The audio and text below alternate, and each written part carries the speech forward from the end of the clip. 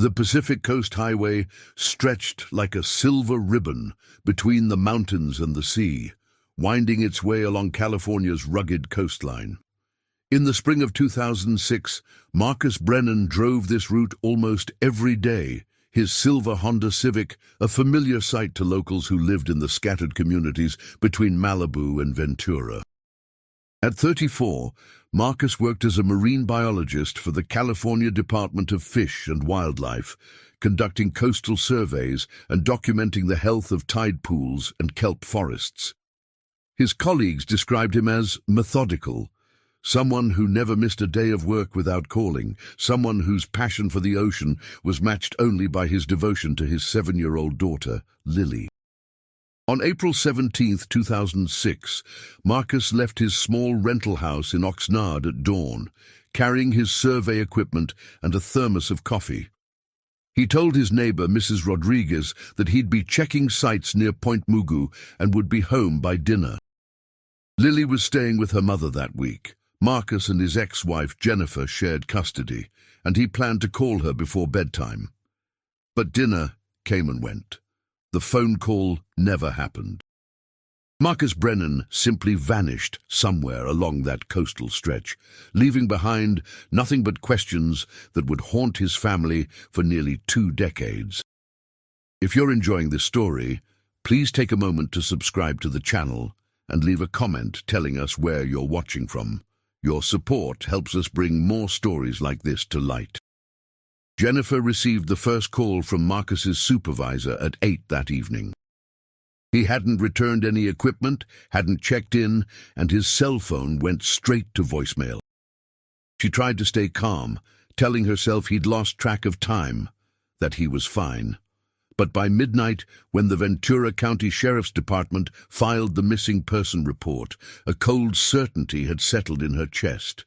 Something terrible had happened. The initial search focused on the tide pools and rocky beaches where Marcus typically worked. Sheriff's deputies, Coast Guard helicopters, and volunteer search teams combed miles of coastline. They found nothing, no abandoned vehicle, no camping gear, no sign of Marcus himself. The Pacific Coast Highway, with its sharp curves and steep drop-offs, had claimed lives before. Investigators theorized he might have pulled over at an overlook and fallen, or perhaps suffered a medical emergency while working near the water. But without a body, without his car, without any physical evidence, these were just guesses whispered in the empty spaces where answers should have been. Jennifer brought Lily to the sheriff's station 3 days after Marcus disappeared. The girl clutched a drawing she'd made of her father, his face rendered in careful crayon strokes, always smiling. "When's Daddy coming home?"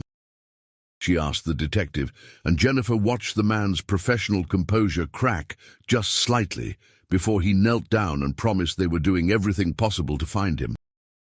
Marcus's father, Robert Brennan, a retired firefighter from Sacramento, drove down immediately and never really left. He rented a motel room near the beach and spent every daylight hour driving the coastal highway, stopping at every turnout, every beach access point, every place his son might have been. He printed thousands of flyers with Marcus's photograph and plastered them from Santa Barbara to Los Angeles.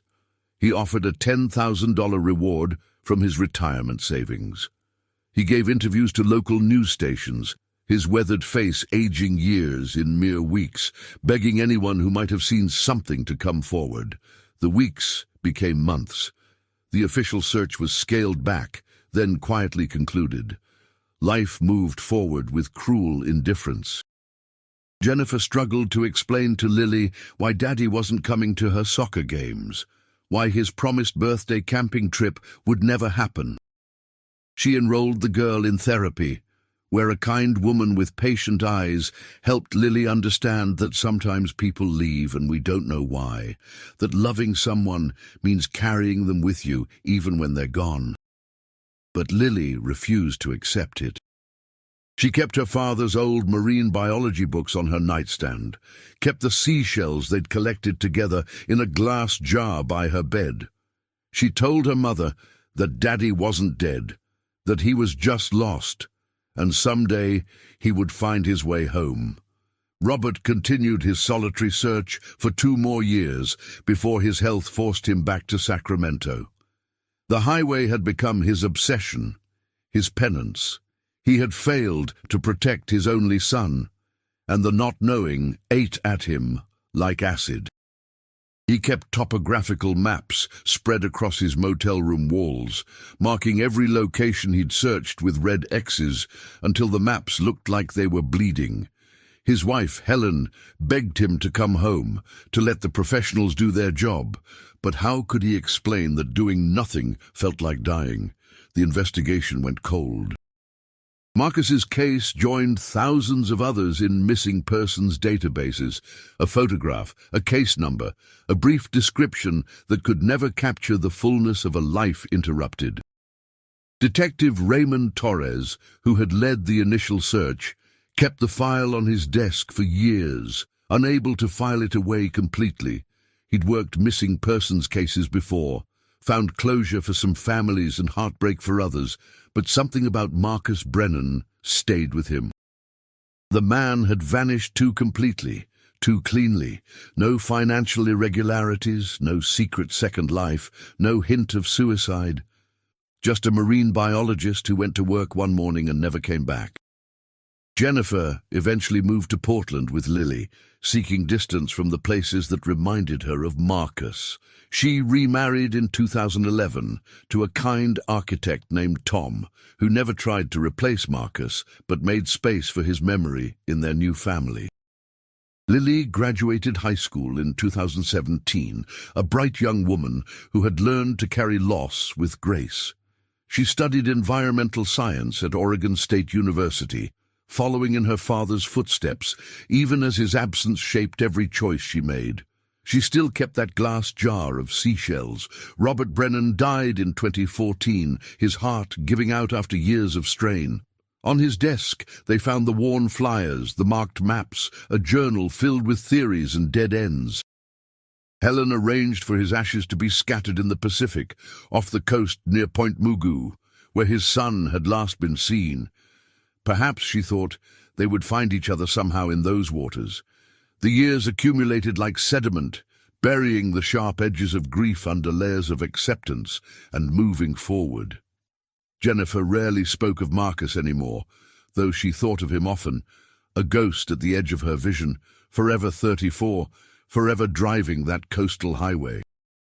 Detective Torres retired in 2018, the Marcus Brennan file still unsolved, still haunting him in quiet moments. And then, in the autumn of 2023, Lily received an email that changed everything. It came from a man named David Chen, a software engineer in San Jose who spent his weekends on an unusual hobby, using historical satellite imagery from Google Earth to search for missing vehicles. He'd read about cases of people who had disappeared on remote roads, their cars later discovered in ravines or waterways by the all-seeing eye of satellite technology. He'd helped locate several abandoned vehicles this way, bringing closure to families who had waited years for answers. David had been systematically searching the Pacific Coast Highway using archived Google Earth imagery from 2007, the earliest high-resolution photos available for that stretch of coast. He was looking at a section near Point Mugu when he noticed something odd in a narrow ravine about 200 feet below the highway. Partially obscured by coastal scrub and years of vegetation growth, there appeared to be a vehicle. The image was from August 2007, just 16 months after Marcus disappeared. He cross-referenced the shape and color with thousands of missing persons cases in California. The silver Honda Civic registered to Marcus Brennan matched the rough dimensions and color of the object in the satellite image. David spent 3 days verifying his findings, measuring shadows, calculating angles, comparing multiple image timestamps to confirm the vehicle had been there since at least 2007 and possibly earlier. Then, he contacted the Ventura County Sheriff's Department. Detective Torres, though retired, was brought in to consult on the case. He pulled up the historical satellite images and felt his breath catch. There, in grainy pixels, was what appeared to be a vehicle in a location that had never been searched in 2006. The ravine wasn't visible from the highway. You'd have to know exactly where to look, and even then, the dense vegetation made it nearly impossible to spot from above without the satellite's perspective. A specialized search and recovery team was dispatched to the location on October 12, 2023. They rappelled down the steep, brush-covered slope, fighting through manzanita and poison oak until they reached the bottom of the ravine where a seasonal creek ran during winter months. There, crushed against boulders and nearly consumed by 17 years of plant growth, they found the rusted remains of a silver Honda Civic. The license plate, though corroded, was still readable. Jennifer got the call on October 13th. After 17 years, they had found Marcus's car. The vehicle had gone off the highway at a point where the shoulder was narrow and the guardrail had a small gap, probably from an earlier accident that hadn't been repaired yet in 2006. Accident reconstruction specialists determined that Marcus had likely swerved to avoid something, or perhaps experienced a mechanical failure or medical episode. The car had punched through the gap, tumbled down the nearly vertical slope, and come to rest in a position completely invisible from the road above. In 2006, before drone technology and readily available satellite imagery, this type of ravine would have been nearly impossible to search thoroughly. Forensic anthropologists recovered Marcus's remains from the vehicle. The cause of death was determined to be blunt force trauma consistent with a high-speed crash down a steep embankment. He had likely died on impact or very shortly after. He hadn't suffered long. He hadn't walked away injured and confused.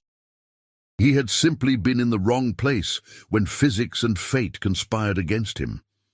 Lily flew to California the next day.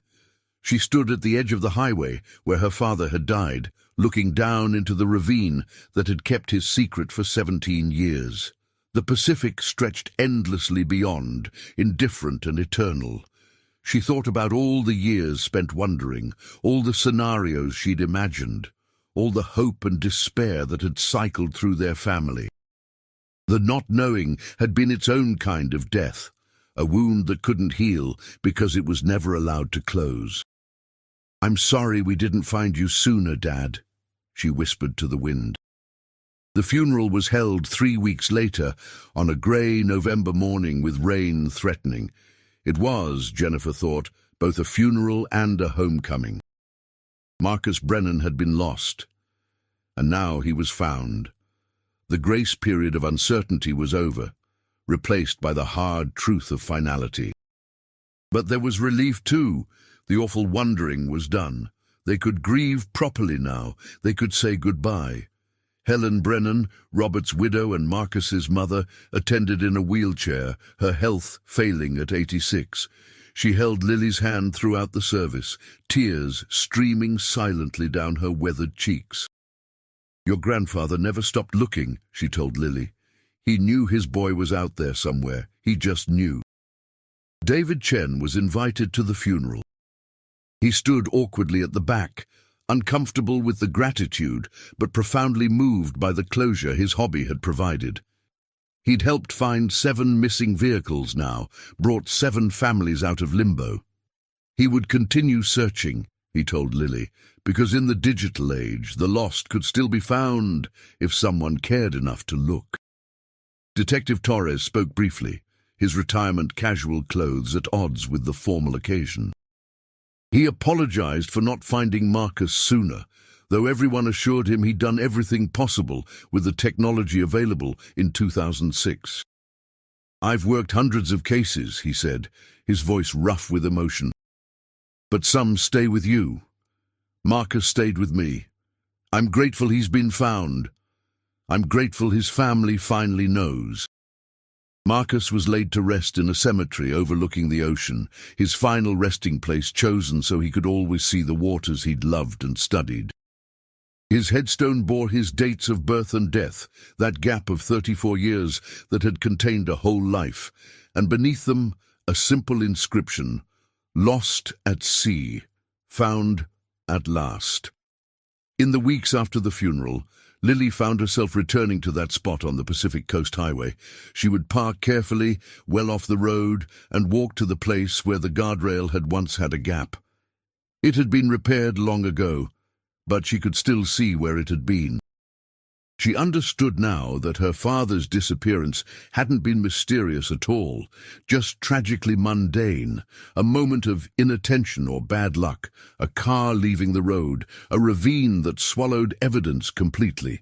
No conspiracy, no second life, no intentional abandonment, just an accident that took a good man from people who loved him. But she also understood the gift that technology had provided. Without David Chen's determination, without satellite imagery that could see what human searchers could not, Marcus might have remained lost forever. The ravine would have kept its secret, and the not knowing would have continued to poison their grief. Lily returned to school that winter, determined to finish her degree. She was writing her senior thesis on coastal ecosystem resilience, how life persists and adapts even after devastating loss. The parallels weren't lost on her. She carried her father's memory not as a wound anymore, but as a foundation, something solid to build upon.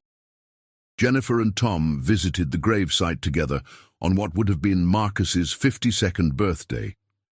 They brought flowers and sat on the grass, watching the ocean turn gold in the late afternoon sun. "Do you think about how different things would have been?" Tom asked gently. "If he'd come home that night?" "Every day," Jennifer admitted. "Lily would have grown up with her father. Robert would have lived longer, I think. The searching killed him. But I also think about all the people in Marcus's life who never got to say goodbye, who never knew what happened. At least now we know. At least now we can remember him properly." The story made national news briefly. Missing marine biologist found after 17 years using Google Earth, and sparked conversations about how technology was revolutionizing cold cases. Other families reached out to David Chen, sending him information about their own missing loved ones who had disappeared near highways and remote roads. Law enforcement agencies began systematically reviewing historical satellite imagery for other unsolved disappearances. Marcus's case became a template, a proof of concept that the past could still yield its secrets if someone knew where to look. But for Lily, the resolution meant something more personal and profound. She had spent most of her life defined by her father's absence, shaped by the not knowing. Now, at 25, she could finally move forward not in the shadow of mystery, but in the light of truth. Her father had been a good man who died doing work he loved, on a road he traveled every day, in a simple tragedy that could have happened to anyone. On a warm day in May 2024, Lily finished her thesis and walked across the stage at her graduation. She wore a small piece of sea glass on a chain around her neck, something she and her father had found together when she was 6 years old, polished smooth by years of ocean tumbling. She had carried it through her entire childhood, through the long years of not knowing, through the shock of discovery and the grief of burial. Now it felt different somehow, lighter. It was no longer a talisman against loss, but a celebration of love. After the ceremony, she drove down to the coast, to the cemetery where her father rested. The wildflowers were blooming, splashing color across the hillside, and the Pacific stretched blue and eternal beyond. She sat on the grass beside his stone and told him about her graduation, about the job offer she'd received from the National Oceanic and Atmospheric Administration, about how she was going to study ocean conservation just like he had. "I finally understand what Mom and Grandma Helen tried to tell me all those years," she said aloud, not caring if anyone heard. "You didn't leave us, Dad. You were just lost for a while. But we found you, And now we get to remember you, not as the man who disappeared, but as the man who loved the ocean and loved me and did his best every single day." The wind carried her words out to sea, where the kelp forests her father had studied still swayed in the current, where the tide pools still teemed with life, where the endless work of the ocean continued indifferent to human joy and human sorrow. But Lily felt a peace she hadn't known in 17 years. The mystery was solved. The wondering was over. Her father had been found. And in the finding, she had found something too, the ability to live fully in the present, carrying the past with grace rather than grief. She placed a new seashell on his grave, one she'd collected from the Oregon coast where she'd grown up after leaving California. "I'll keep collecting them, Dad," she promised. "I'll keep studying the ocean. I'll keep telling your story. You're not lost anymore, and neither am I." As she walked back to her car, she passed an older woman placing flowers on a nearby grave. Their eyes met, and in that brief exchange, Lily saw the reflection of her own journey, the pain of loss, the long wait for answers, the eventual acceptance. The woman nodded slightly, a gesture of understanding that needed no words. Lily drove north as the sun set over the Pacific, painting the water in shades of amber and rose. The coast highway stretched before her, beautiful and treacherous and ordinary all at once. 17 years ago, her father had driven this same road and never come home, but he had been found, brought back to the people who loved him, given the dignity of a proper goodbye. Sometimes, she thought, the dead do come back to us, not in the ways we imagine, not through miracles or magic, but through the patient work of those who refuse to let them be forgotten. Through satellite images that see what we cannot, through strangers who care about people they've never met, through the simple, stubborn insistence that every lost soul deserves to be found. Marcus Brennan had been lost, and now he was home, and his daughter, carrying his memory like a light, was finally free to live without the shadow of not knowing. The mystery had been solved, but the love remained, eternal as the ocean, undiminished by time or tragedy or the long years of searching. That, Lily understood, was the real story. Not the disappearance, not even the finding, but the love that endured through it all, patient and constant as the tide. The years following Marcus's discovery brought changes none of them had anticipated. The closure that Jennifer had sought for so long arrived not as relief, but as a new kind of weight. The finality of knowing replaced the torture of wondering, but it also meant accepting that the hope she'd secretly harbored, the impossible fantasy that Marcus might somehow still be alive, was truly dead. She found herself dreaming of him more frequently after the funeral.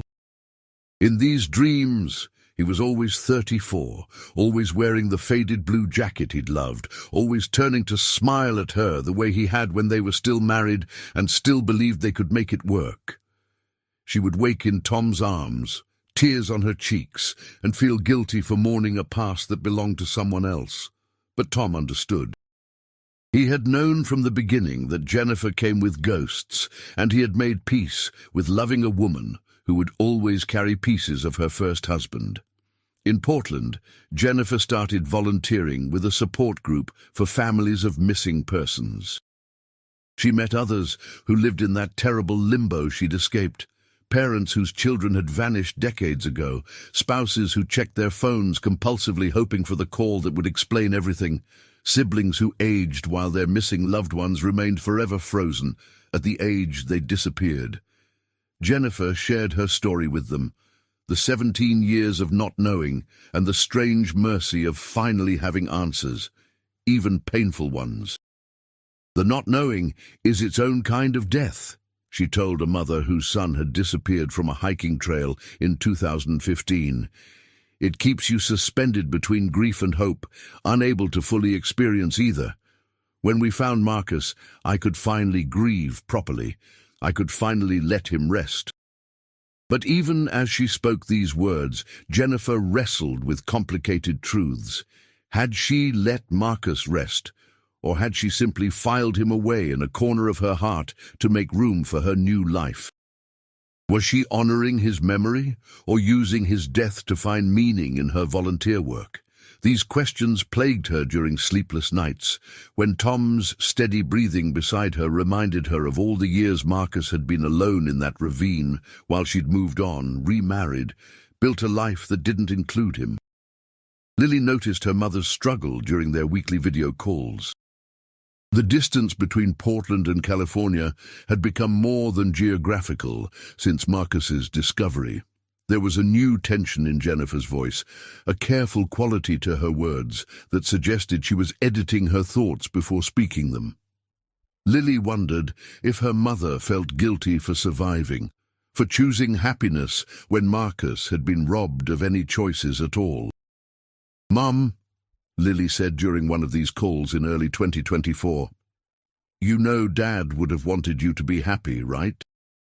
He would have wanted you to marry Tom, to build a good life. He loved you even after the divorce. He told me that once when I asked him why you and him couldn't be a family anymore.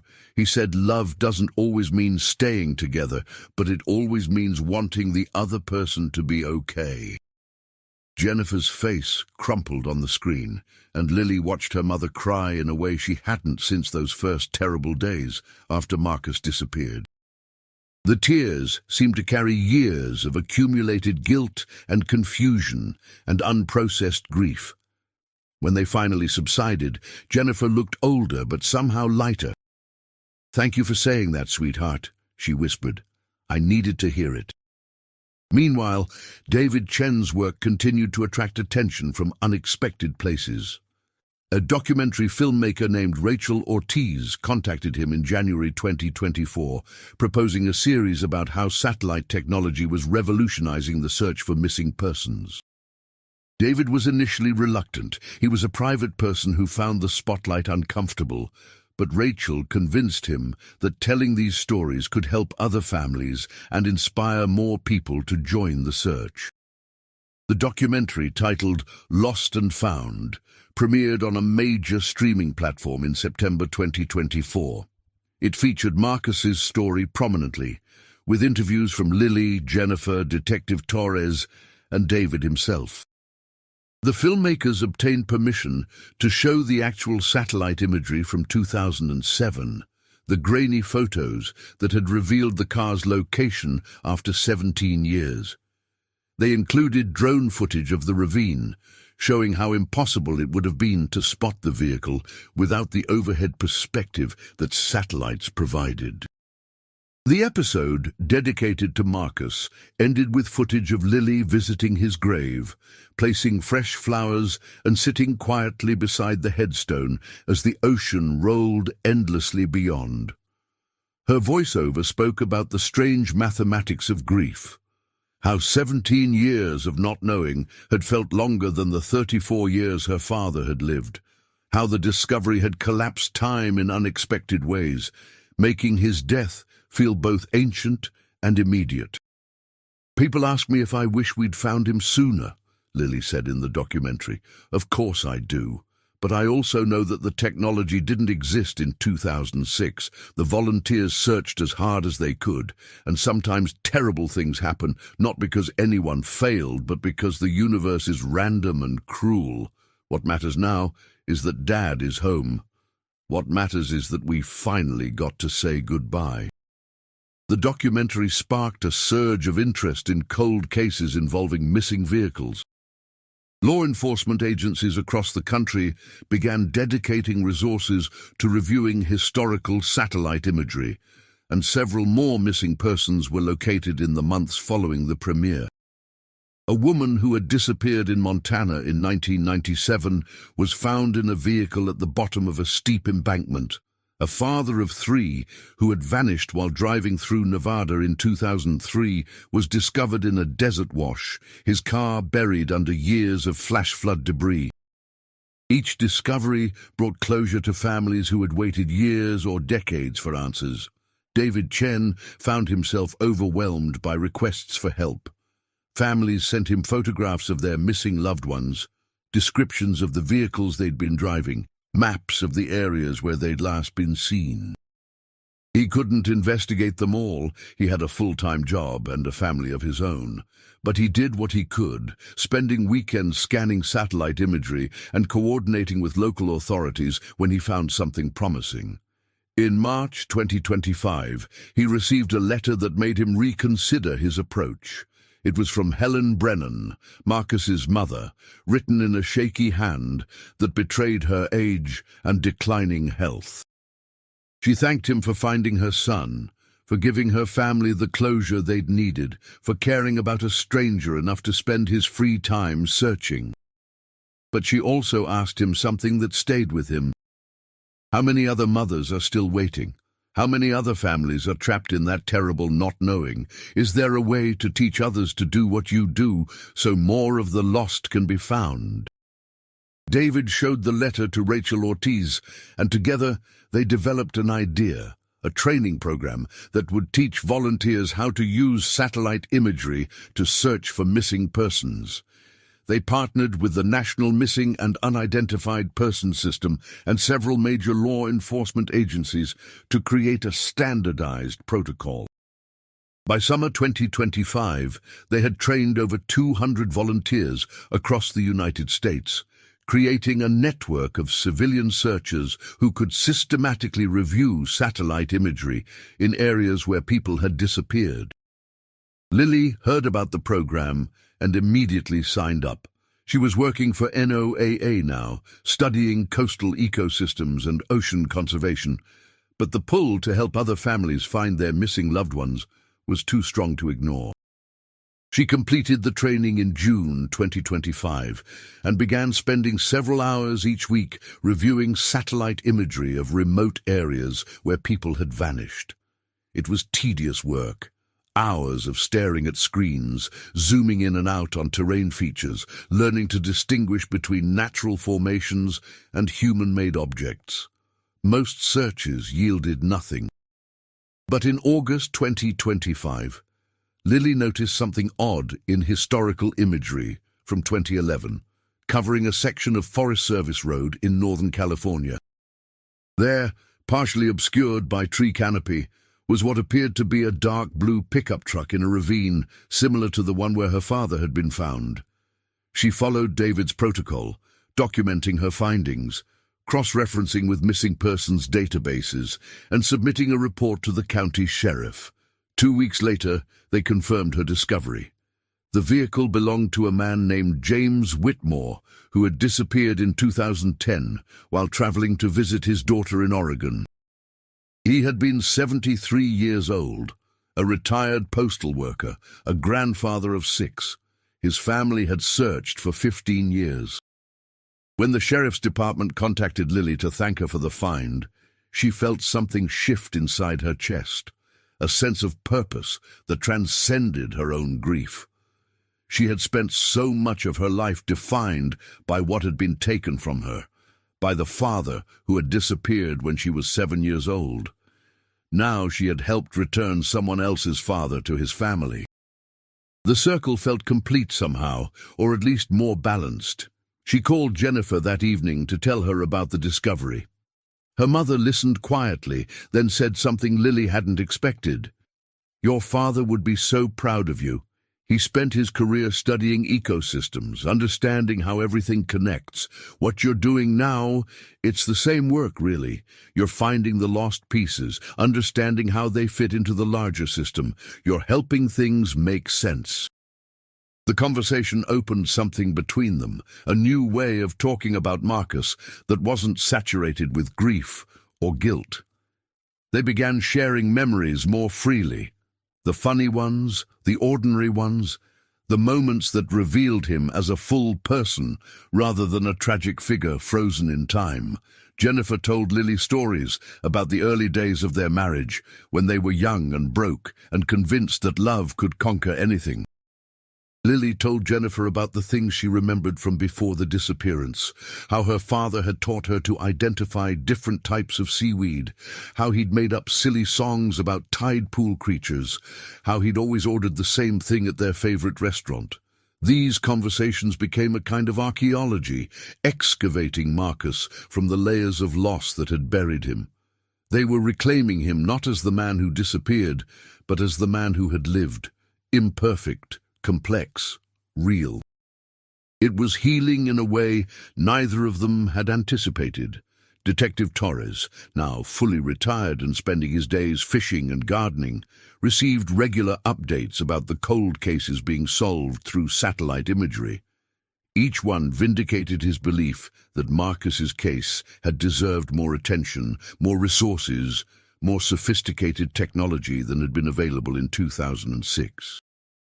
He kept a scrapbook of news articles about the discoveries, a catalogue of families who had finally received the closure he'd been unable to provide 17 years earlier. In October 2025, he was invited to speak at a law enforcement conference about cold cases and emerging technologies.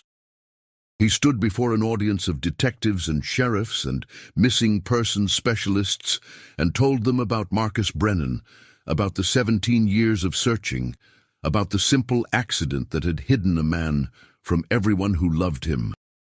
"We did everything right in 2006, Torres said, his voice carrying the authority of decades of experience.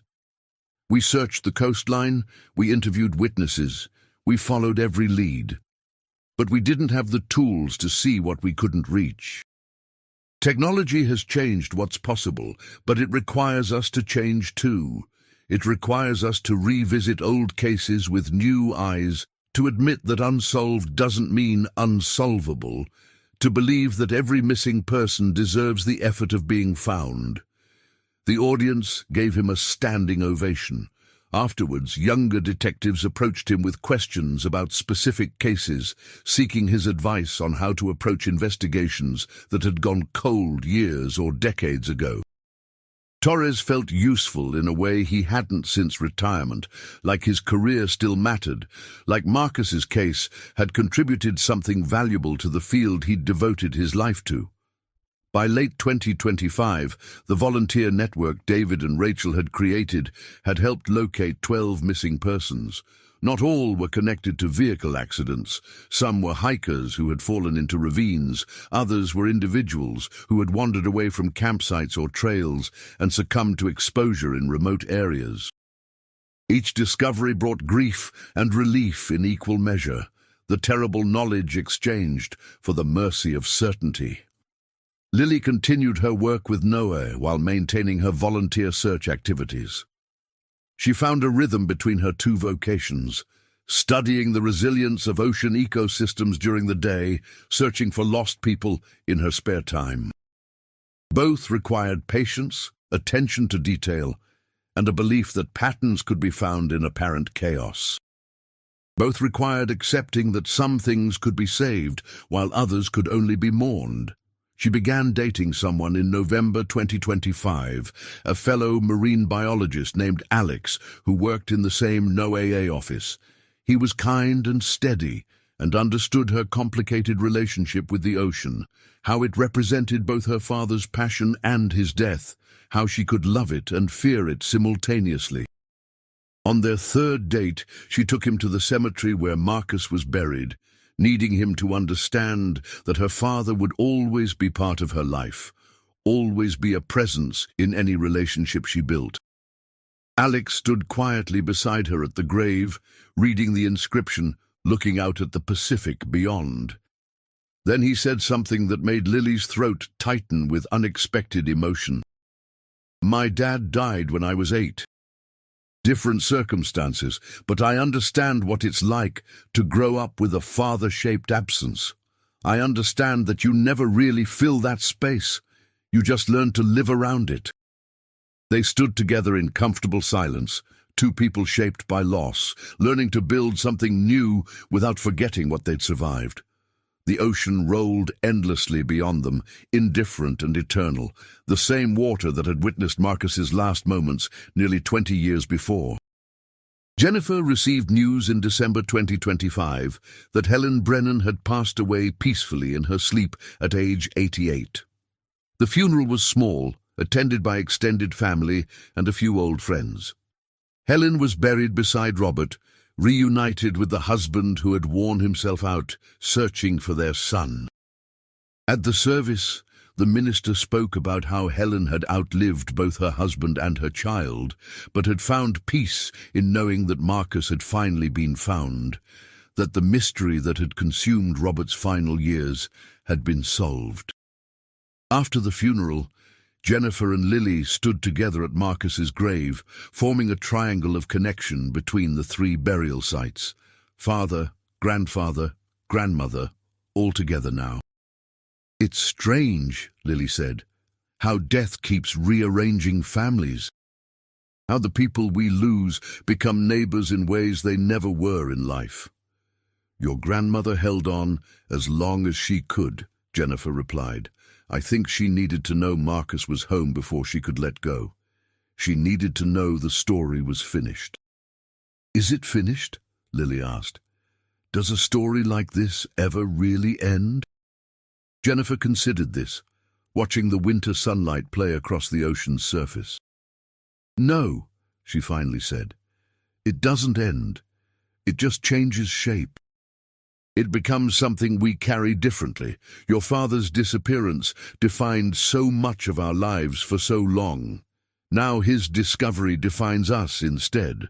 We're the people who didn't give up, who kept searching, who finally found answers.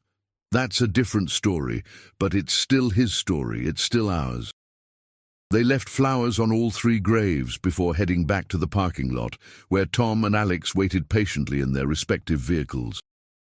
Two families, reconstructed and rebuilt, learning to honor the past while living in the present. The wind carried the salt smell of the ocean, that ancient scent that connected them to Marcus and to all the years of searching and to the final discovery that had brought them here. As 2025 drew toward its close, the volunteer search network continued to grow. More missing persons were found, more families received the closure they desperately needed. The technology kept improving: higher resolution imagery, better search algorithms, artificial intelligence that could flag potential vehicle shapes in dense terrain. What had seemed impossible in 2006 was becoming routine nearly 20 years later. But the human element remained essential. The volunteers who spent hours staring at screens, the family members who never stopped hoping, the detectives who kept cold cases on their desks, the strangers like David Chen who cared about people they'd never met. These were the components that made discovery possible. Technology provided the tools, but people provided the will. Lily understood this as she sat at her computer on a quiet evening in late December, reviewing satellite imagery of a remote area in Idaho where a young mother had disappeared in 2019. Somewhere in these pixels might be an answer, a vehicle, a resolution to someone else's years of terrible wandering. The work was painstaking and often fruitless, but it mattered. Every search mattered. Every missing person deserved the effort of being found. She thought about her father driving that coastal highway on an April morning in 2006, unaware that he was living his final hours. She thought about the 17 years he had spent in that ravine while life continued without him, while she grew from child to woman, while his parents aged and died still searching. She thought about the moment David Chen had spotted those pixels in the satellite image, the moment when lost began its transformation into found. And she thought about all the others still missing, still waiting to be discovered, still lying in places that satellites could see, but human eyes had not yet noticed. They were out there, all of them, waiting to come home. Marcus Brennan had been one of them. Now he was home, his story transformed from mystery to memory, his disappearance finally understood as the simple tragedy it had always been. The not knowing was over. The searching was done. But the love remained, constant and unwavering, the thing that had survived 17 years of absence and would survive forever beyond his finding. That was the real ending, Lily understood. Not death, not discovery, but love persisting through it all. patient as the tide, eternal as the ocean her father had devoted his life to studying. He was found, but he had never truly been lost, not from the hearts that held him, not from the daughter who carried his memory like a light, not from the story that would be told and retold as long as someone remained to remember. The Pacific rolled endlessly beyond, indifferent and eternal, keeping its secrets and sometimes, when the right eyes looked in the right places, surrendering them. Marcus Brennan had been surrendered back to those who loved him, and in the surrender, something broken had finally begun to heal.